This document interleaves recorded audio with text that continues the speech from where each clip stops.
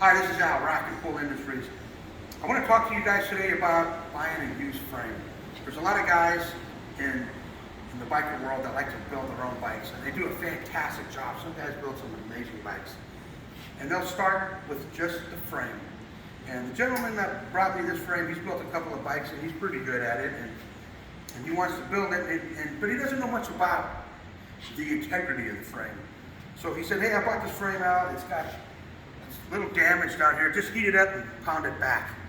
Well, we don't heat frames here at Rack and Pull. We repair a frame.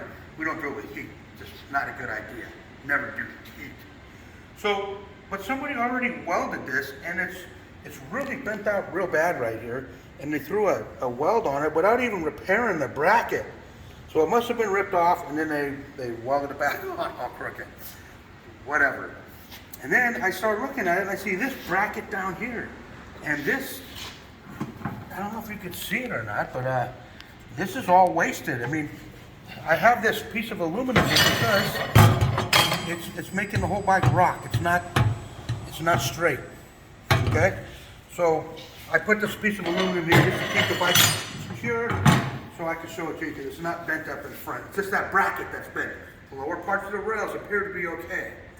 So when you're buying a bike, what you want to do is you want to look at the down tubes. You want to make sure that they're not bowed backwards. And sometimes, if you look, you can see that there's damage and it's pushed back, or they're shoved over. And you want to take a look at all of that. Another thing you want to see is this bracket down here. If this bracket has any deformation in it, if it's deformed in any manner, then there is frame damage on the bike, or there was and it was repaired. Because once that's damaged, it's hard to get back to perfect again. Now, once you look at the down tubes and you take an assessment of that, you make sure they're okay. And you look at the neck. You can see how this neck is kicked out this way at the bottom. To me, this is very difficult to understand how the frame can be kicked out this way, but yet this bracket is bent out to the left. Frame damage to the right, frame damage to the left. Which means this bike did a barrel roll or some amazing feat in the air before it landed. So now we have this to contend with. And then let's look at the backbone. You can't really see it from the front. The best way to look at the backbone is to go to the rear of the motorcycle, and now you can go up and you can see. And you can see how the whole thing is swung over to the right. And the best way to do that a lot of times is to pick it up by the horns and scope down, you can see it. But this is over so far that it's put pressure on this plate. And this plate is a little bit low on this side because it's rolled over. And in fact, so much, it put a big dent right here. All right, so now this needs to be repaired. We have to do a lot of frame pulling on this. And not just here, but look at the front engine mount. This is where your stabilizer link goes to do your vertical drivetrain alignment. That's pretty far out. Somebody either bent it because they didn't know how to get the motor out, or it was damaged in the accident, which, God, I hope not. So you want to get your frame and you want to look at it. Here's another thing right here.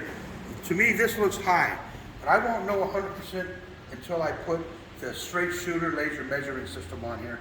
Then I'll know for sure if it's high or not, and then I can repair it accordingly. So what you want to do is you want to look at all of this stuff and consider, is it going to cost more to purchase the bike or purchase the frame and then pay to have it repaired? Or is it cheaper just to go get a different frame that doesn't need as much work? So when you're buying a used frame, don't just buy it on the first place you see it at a swap meet or anything like that. Without looking at it, you want to make sure you see it. And I got to tell you, nobody's going to look at their motorcycle and say, wow, that's a good looking set of triple trees, or that's a good looking swing arm. I like that swing arm. It's a beautiful frame. I think I'll sell it. Nobody sells the shit off their bike unless it's been in a wreck, it's been damaged, or they have doubt of the integrity of it. So be very careful buying used parts. You want to make sure that they're straight.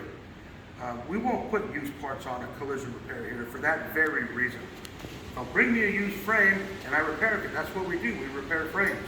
And we train people to repair frames. But as far as all the other used components, I won't do it. So I just wanted to tell you guys, when you're buying a frame, be very mindful. Look at it. Look as much as you can. I showed you what to look for, and hopefully you use it if you're going to build a bike and you need to go get a bare frame. So, like, comment, and touch that subscribe button. Don't get weird with it. Just touch it a little bit and subscribe. That's all I got for you guys.